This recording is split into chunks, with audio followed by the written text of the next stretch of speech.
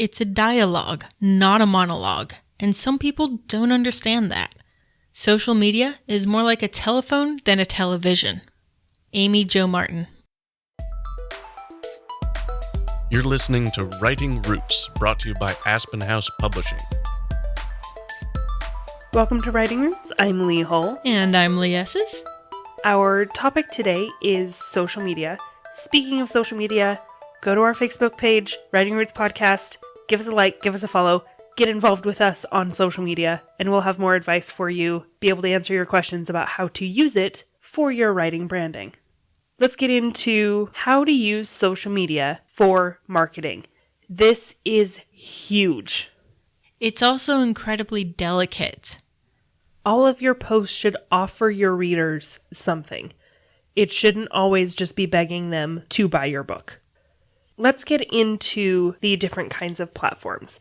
The main platforms where you will see author interactions are Facebook, Instagram, and Twitter. Yes, Instagram. It is big, it is growing, especially if you are writing YA. I hear a lot of people say that they get more bang for their buck on Instagram than any other social media site. I personally am not on it. My target audience isn't there. But I am on Facebook, and I technically have a Twitter account I haven't touched in like 3 years, which is bad. Don't do that. When you're choosing which platform you use, you have to consider your target audience. If your target audience is older, Facebook is the way to go. If your target audience is, like I said, YA, Instagram. If it's kind of in between and the group of people that really like hashtags, go with Twitter.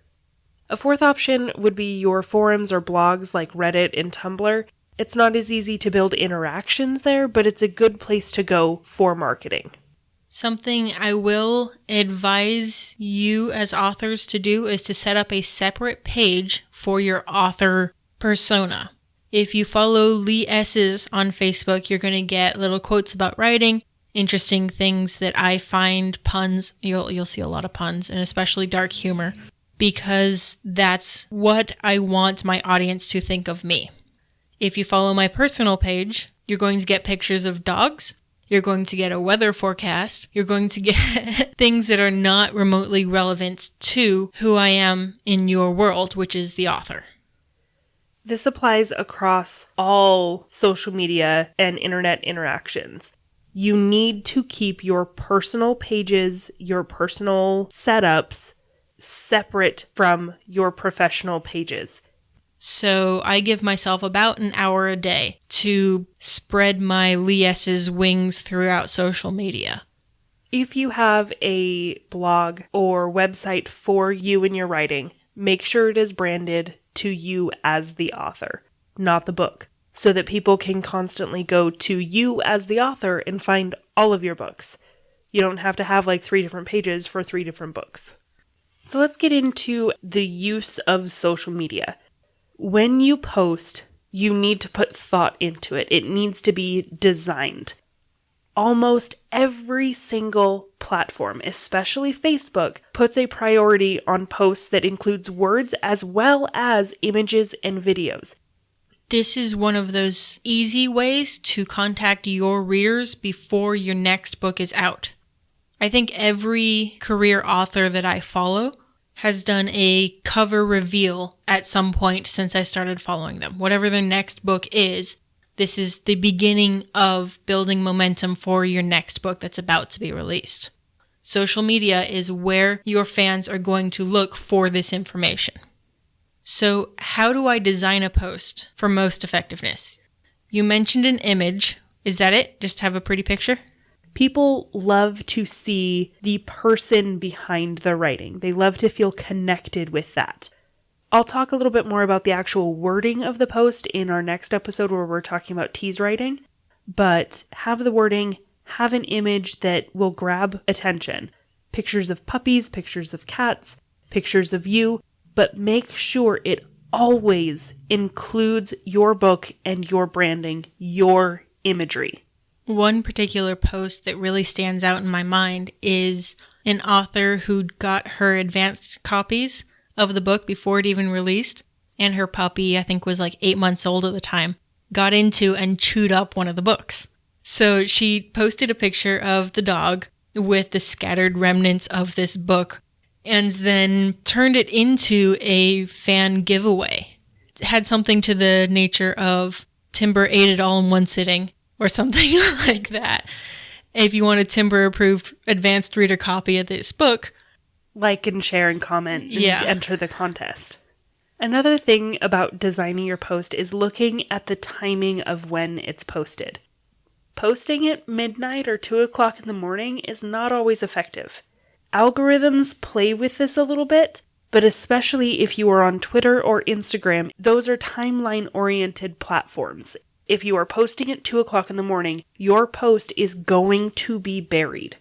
So make sure that you're scheduling it out, or you take the time at a good time of day where your target audience is going to be online and cruising to make those posts. The scheduling posts ability in whatever platform you're in is your friend.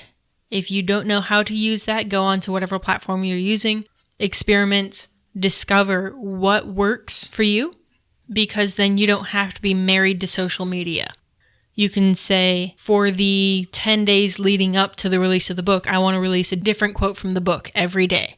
I can generate all of those graphics with matching branding and schedule them to release on their own so I don't have to spend that time to remember and invest. There are also several third-party companies that you can sign up for to schedule out posts on platforms that don't have scheduling, such as Twitter and Instagram. When it comes to how you post, you don't want to overwhelm. If I see too many posts from a single page in a day, I'm more likely to unfollow them because I don't want to be overwhelmed with just one person's stuff. But if you don't post enough, then there's not going to be enough interaction there to make sure that the algorithms are picking up that your readers like interacting with this page. So they're not going to be sending it out quite as much. And this applies mostly to Facebook.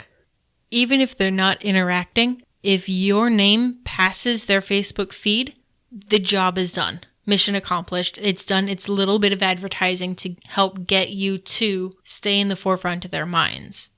But you have to make sure it feels natural. If it's hey, I wrote this book about my grandmother and today's her birthday. Okay, that's interesting. Oh, today's 1 year from when I published. Look at my puppy, she's cute. Yep. Buy my book. As an author, you also need to be interacting with other pages. Join writers' groups. Be involved with them. Write, comment, post. But be careful how you comment. Don't spam. There are some things that you want to focus on. If you have like a launch party or a live read, some kind of event, ahead of time, you need to be keeping up the buzz. One of the things that I like to do is to give little teases leading up to the publication of the book. So if you like this offhand comment from this character, it gives you an idea of what all of the writing looks like. But once that event comes and goes, you're not done advertising. You need to keep the interest alive. Stay online, keep sharing quotes, keep sharing relevant posts, create memes for your books and write those. And let your audience know about all of your other marketing techniques that you're doing. Hey, I'm going to be interviewed on such and such station, and tag that station so that all of the station's fandom on their Facebook page at least read your name. Tagging people is a very healthy way to advertise to people who don't already follow your page. And please, when you are writing the posts, edit, double check, triple check, double check. And this goes to the professionalism of your brand. If you misspell or use the wrong your or whatever, your viability and the trust in you as an author goes down. On top of being involved in social media, having pages, posting, look for opportunities to have ads on different social media and internet sites. This will take some monetary investment because you have to pay for ads, but it can make a difference in expanding your audience beyond what you can reach yourself. If you're looking for the most bang for your buck, I would say Facebook is going to give you the best kind of results, at least as far as exposures and interactions.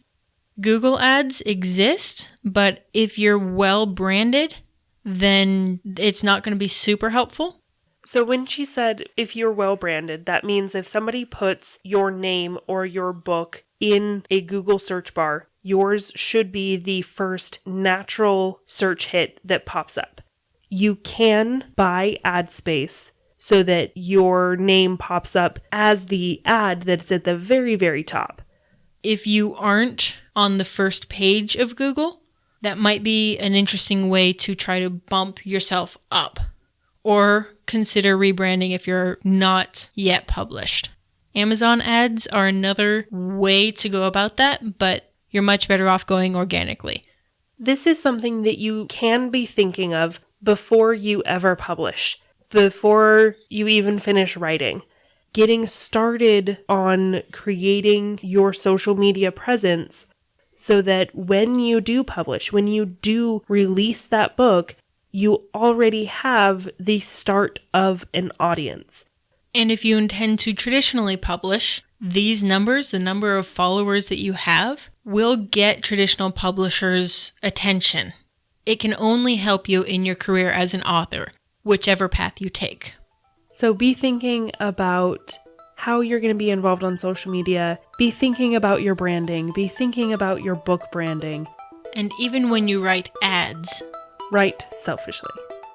If you have a question or comment for our hosts or a topic you'd like us to cover, send us an email at writingroots@aspenhousepublishing.com or find us on Facebook by searching for Aspen House Publishing.